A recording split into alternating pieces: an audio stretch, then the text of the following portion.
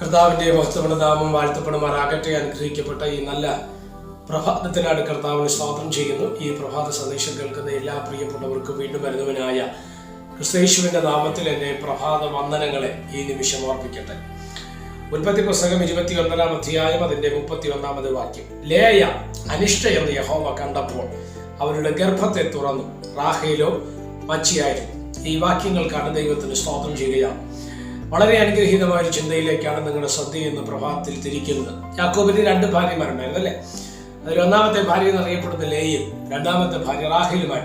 യാക്കോബിന്റെ ചരിത്രം നമ്മൾ പഠിച്ചിരുന്ന സമയത്ത് ലേയെ അത്രയ്ക്ക് അങ്ങ് ഇഷ്ടമല്ലായിരുന്നു യാക്കോബിന്, എന്നാൽ റാഹേലിനെയോ ഇഷ്ടമായിരുന്നു എന്ന് തിരുവചനത്തിലൂടെ നമുക്ക് മനസ്സിലാക്കുവാൻ കഴിയുന്നു. 29-ാം അധ്യായത്തിന്റെ 17-ാം വാക്യം നിങ്ങൾ ശ്രദ്ധിച്ച്, ലേയയുടെ കണ്ണ് ശോഭ കുറഞ്ഞതായിരുന്നു, റാഹേലോ സുന്ദരിയും മനോഹര രൂപിണിയുമായിരുന്നു. യാക്കോബ് റാഹേലിനെ സ്നേഹിച്ചു എന്നാണ് അവിടെ വായിക്കുന്നത് അല്ലെ?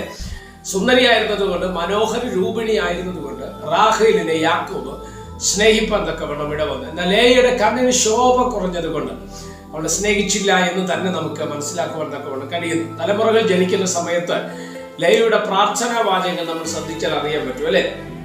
ദൈവം എങ്ങനെയാണ് സ്തോത്രം ലേയ തലമുറകൾ ജനിക്കുന്ന സമയത്ത് പേരുകൾ ഇട്ടത് എന്ന് നമുക്ക് ആ ഭാഗങ്ങൾ വായിക്കുമ്പോൾ മനസ്സിലാക്കാൻ തക്കവണ്ണം കഴിയുന്നു. 32 മുതൽ ലേയ ഗർഭം ധരിച്ചൊരു മകനെ പ്രസവിച്ചു, എന്റെ ഭർത്താവ് എന്നെ സ്നേഹിക്കുമെന്ന് പറഞ്ഞിട്ടാണ് അവൾ രൂപേൻ എന്ന് പോർ വിളിക്കുന്നത്. സ്തോത്രം.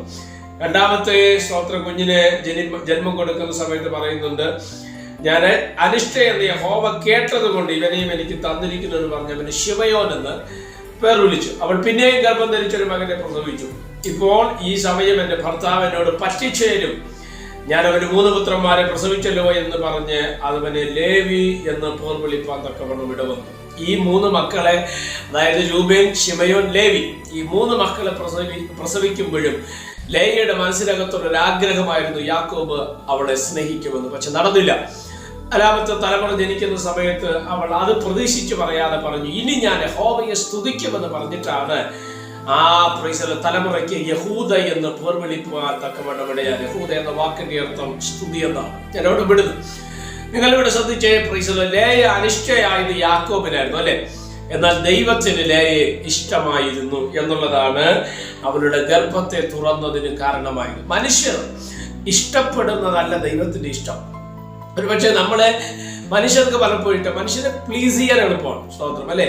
അവരെ പ്രസാദിപ്പിക്കാൻ എളുപ്പമാണ്, അവർക്ക് ഇഷ്ടമുള്ളത് ചെയ്താൽ, സ്തോത്രം അല്ലെ? ബൈബിൾ പറയുന്നുണ്ട്, സമ്മാനം മനുഷ്യന്റെ കണ്ണിനെ കുരുടാക്കുന്നു എന്നാണ്.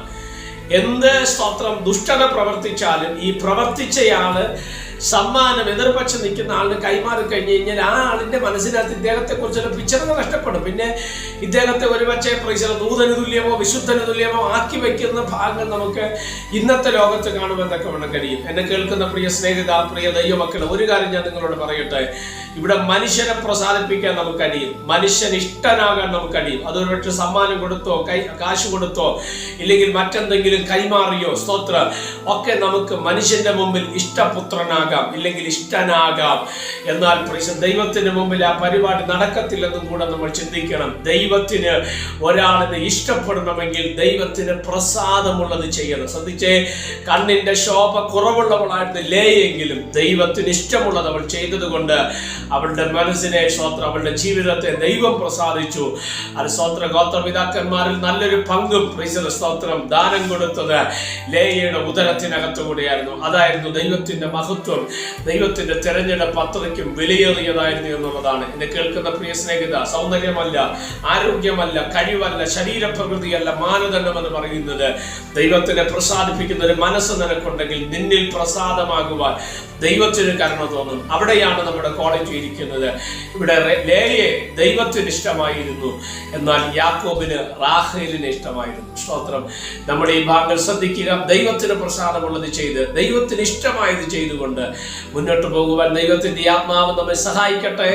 പ്രാർത്ഥിക്കാം. പരിശുദ്ധനായ ദൈവമേ, സ്വർഗീയ നല്ല പിതാവേ, അനുഗ്രഹീതമായ ഈ നല്ല സമയത്തിനാണ് സ്തോത്രം ചെയ്ത് പ്രാർത്ഥിക്കുന്നു. ഈ സന്ദേശം കേൾക്കുന്ന എല്ലാ പ്രിയപ്പെട്ടവരെ തൃക്കരങ്ങൾ തരുന്നു.